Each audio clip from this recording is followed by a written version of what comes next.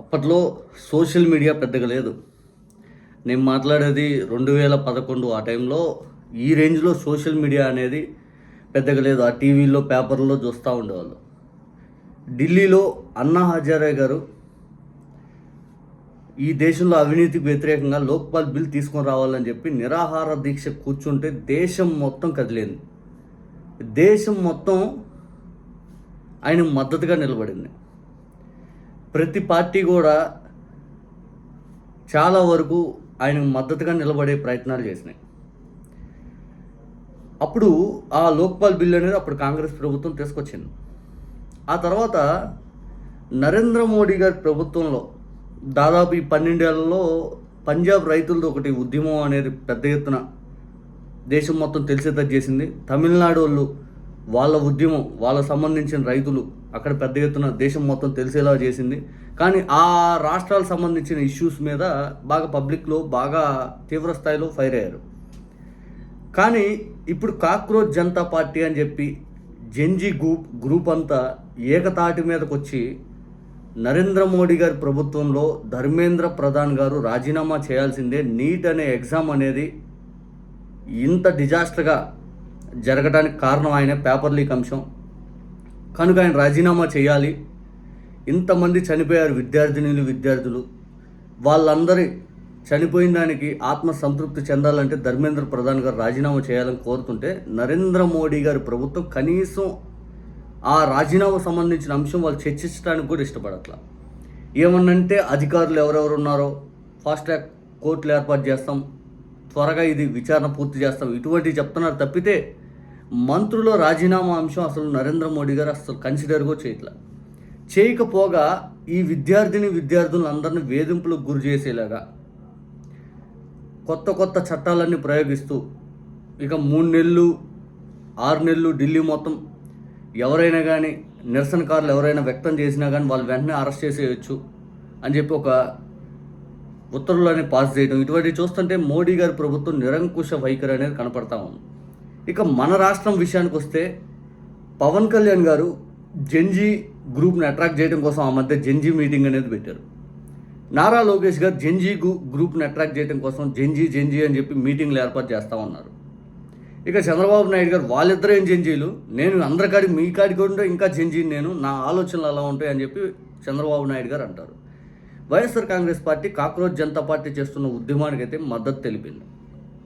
ఇక ఈ రాష్ట్రంలో కూటమిలో భాగస్వామ్యం అయినటువంటి ఎన్డీఏలో భాగస్వామ్యం అయినటువంటి Chandrababu Naidu garu at the same time Pawan Kalyan garu ఎందుకు ధర్మేంద్ర ప్రధాన్ గారికి మీరు మద్దతు తెలుపుతూ ఉన్నారు? కనీసం మీరు క్వశ్చన్ చేస్తూ మోడీ గారితో మేము మాట్లాడతాము, ధర్మేంద్ర ప్రధాన్ గారిది ఇష్యూ అనేది మేము రైట్ చేసి పూర్తి స్థాయిలో ఆయన రాజీనామా చేయించే దిశగా మేము అడుగులు వేస్తామని ఎందుకు చెప్పలేకపోతున్నారు? దేశం మొత్తం ఈరోజు ఈ కాక్రోచ్ జనతా పార్టీ ఉద్యమానికి మద్దతుగా వాళ్ళకి ఆహార పొట్లాలు పంపుతూ ఉన్నారు, బుకింగ్ చేస్తా వాళ్ళకి ఫుడ్ అనే ఫెసిలిటీ కల్పించాలి అని చెప్పి ప్రతి ఒక్కరు స్వచ్ఛందంగా వచ్చి డబ్బులు డొనేట్ చేసుకొని మరి వాళ్ళకి మద్దతు తెలుపుతూ ఉన్నారు. వాళ్ళ పైన దాడులకి నిరసనగా సోషల్ మీడియాలో అట్ ద సేమ్ టైం రేపు దేశవ్యాప్తంగా ఉద్యమం చేయాలని ఆ కాక్రోచ్ జనతా పార్టీ కూడా పిలుపునిచ్చింది. దేశం మొత్తం యువత ఇప్పుడు ఒక తాటి మీద వస్తున్నప్పుడు ఇదే పవన్ కళ్యాణ్ గారికి యువత ఎందుకు ఇలా కనపడతా ఉంది? Cinema function, game changer cinema ఫంక్షన్లో యువతను ఉద్దేశిస్తూ ఆయన అన్న మాట ఇప్పటికి కూడా అనిపిస్తూ ఉంటుంది. వాళ్ళకి సినిమాలు ఎట్లా కొద్దిగా లేట్ అవుతూ ఉంది, మా వాళ్ళకి కనీసం ఆ బైక్ రైడింగ్స్ లేదా సైలెన్సర్ తీసి బైకులు వెళ్ళిపోవడం ఇటువంటి వాళ్ళకు ఉత్సాహపరుస్తాయి. ఇదే పవన్ కళ్యాణ్ గారు యువతను పెడదోవ పట్టేలాగా ఆ మాటలు మాట్లాడతారు. మళ్ళీ ఇదే పవన్ కళ్యాణ్ గారు జెన్జీతో మీటింగ్ అయితే నేను సిద్ధాంతపరంగా ఏదైనా ఇష్యూ బేస్డ్ మీద ఖచ్చితంగా న్యాయం అనేది కొట్లాడేదాన్ని నేను వెళ్తాను, అన్యాయం జరిగించాక నేను నిలబడతాను. ఇక ఏ ఇష్యూ అయినా కానీ ఇది న్యాయబద్ధంగా ఉంది అంటే నేను ఖచ్చితంగా దానికోసం ఎంత దూరమైన వెళ్తాను అని చెప్పి ఈ జెన్జీ యువకులతో 3-4 నెలల క్రితం మీటింగ్ పెడితే ఆయన ఒక మీటింగ్ పెట్టాడు. మళ్ళీ ఇదే పవన్ కళ్యాణ్ గారు జాతీయ స్థాయిలో నాది జాతీయ పార్టీ, జాతీయ రాజకీయాలు నాకు ముఖ్యం, రాష్ట్ర రాజకీయాలు వద్దు అని చెప్పి ఢిల్లీలో ఈ హైపరాది లాంటి వాళ్ళని తీసుకుపోయి మరి మీటింగ్ పెట్టాడు. ఢిల్లీలో జరుగుతున్న ఉద్యమం జాతీయ పార్టీగా ప్రకటించుకునే ఆలోచన చేసినటువంటి మీకెందుకు అక్కడ కనపట్లేదు? దాని గురించి ఎందుకు కనీసం ప్రస్తావన చేయట్లేదు? మంచో చెడో అనే ఆలోచన కూడా ఎందుకు చేయలేకపోతున్నారు? అట్ ద సేమ్ టైం యువతను పెడదోవ పెట్టే డైలాగులు మీ నోటితో చెప్తారు. మళ్ళీ అదే యువకుల్ని నేను అక్కడ నిలబడతాను ఇక్కడ నిలబడతానని మోసం చేసే డైలాగులు మీరే మాట్లాడతారు. మీ విధానం ఏంటి అంటే మీ రాజకీయ అవసరాలు, మీ విధానం ఆ రోజుకి ఆ రోజు పూటకొక మాట, రోజుకొక వేషం అన్నట్టు మీ మీ రాజకీయ విధానం కనబడతా ఉంది. ఇక చంద్రబాబు నాయుడు గారి విషయానికి వస్తే, ఆయన ఏదైనా కానీ రాజకీయంగా ఆయనకి ఇంకా లాభం చేకూర్చాలని చూస్తాడు. ఇప్పటికిప్పుడు బీజేపీతో ఆయన మద్దతు తెలుపుతున్నట్టే ఉంటాడు. ఆయన రాజకీయంగా ఇబ్బంది అనిపిస్తే వెంటనే అవతల మీద బురజల్లి ఆయన రాజీనామా చేసేసి అదే వీళ్ళకి ఎన్డీఏ కూడా బయటకు వచ్చి సీట్ వచ్చేస్తాడు. ఆయనకి ఇబ్బంది జరగనంత వరకు ఆయన ఏ స్టాండు తీసుకోడు. ఆయనకి ఇబ్బంది కలుగుతుంది అనుకుంటే రాత్రి స్టాండ్ తీసుకుంటాడు. అది అంతా దాటి వెళ్ళిపోయినాక ఈరోజు ఆయన చేతిలోనే మొత్తం ఉంది. నరేంద్ర మోడీ గారితో నిన్న భేటీ జరిగితే అతి త్వరలో ఈ నీటి ఉద్యమాలు ఏదైతే ఉందో ఈ కాక్రోచ్ జనతా పార్టీ సంబంధించి త్వరలో పరిష్కారం అవుతాయి అని చెప్పాడంట మోడీ గారు. ఈయన మాట్లాడుకుంటే నిజానికి ఆ పరిష్కారం అయ్యే దిశగా వెళ్ళాలంటే ధర్మేంద్ర ప్రధాన్ చేత రాజీనామా చేయించండి అని చెప్పి కూటమిలో ఈ ఎన్డీఏ భాగస్వామ్యంలో అతిపెద్ద పార్టీ ఏందే కదా. ఈయన అడిగితే మోడీ గారు ఎందుకు రాజీనామా చేయించారు? ఈయన గట్టిగా ఎందుకు అడగలేకపోతున్నారు? ఇదే నారా లోకేష్ గారు ఇక్కడికి వచ్చి రెడ్ బుక్, ఆ బుక్, డిఎస్సి కుంభకోణాలు అది ఇది అన్నీ చేసేస్తూ ఉన్నాడే, సినిమా డైలాగులు ఇంకా వేరే లెవెల్లో చదువుతూ ఉన్నాడే. మరి ఎందుకు మోడీ గారి దగ్గరికి వెళ్ళి మోడీ గారు మన ఎన్డీఏ కూడా చెడ్డ పేరు వస్తుందండి, మా ఆంధ్రాలో కూడా మేము ముఖం చూపించుకోలేకపోతున్నాం, ఈ జెన్జీ యువకులందరూ తీవ్ర స్థాయిలో ఫైర్ అవుతున్నారు, మీరు ఖచ్చితంగా ధర్మేంద్ర ప్రధాన్ని రాజీనామా చేయించండి ఎందుకు అడగలేకపోతున్నాడు?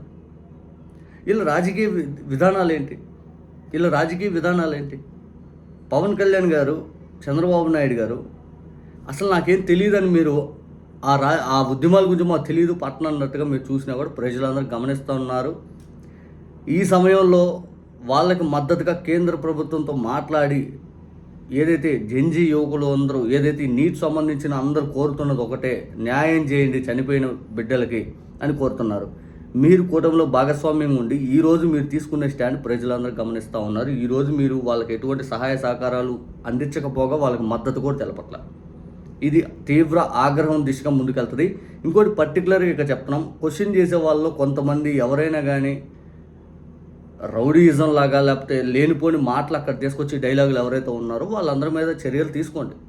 దేశద్రోహం లాంటి చట్టాలు వాళ్ళ మీద ప్రయోగించండి. దేశానికి వ్యతిరేకంగా కామెంట్ చేసే ఏ ఒక్కరినైనా వదిలిపెట్టేది లేదు, అది వదిలిపెట్టద్దు కూడా. అది కూడా బాధ్యత మోడీ గారి ప్రభుత్వం పైన ఉంటుంది, చంద్రబాబు నాయుడు గారి ప్రభుత్వం పైన ఉంటుంది. ఎందుకంటే మోడీ గారితో చేయించాల్సిన బాధ్యత చంద్రబాబు నాయుడు గారికి ఉంటుంది. మోడీ గారు మాకు రాజకీయ లబ్ధి జరిగితే చాలు, ఈ ముసుగులో నిజమైనది దాచేసి ఇదే రాజకీయంగా మతాలు ఘర్షణ, దేశ సమైక్యత వీటి మీద గొడవలు సృష్టించొద్దు.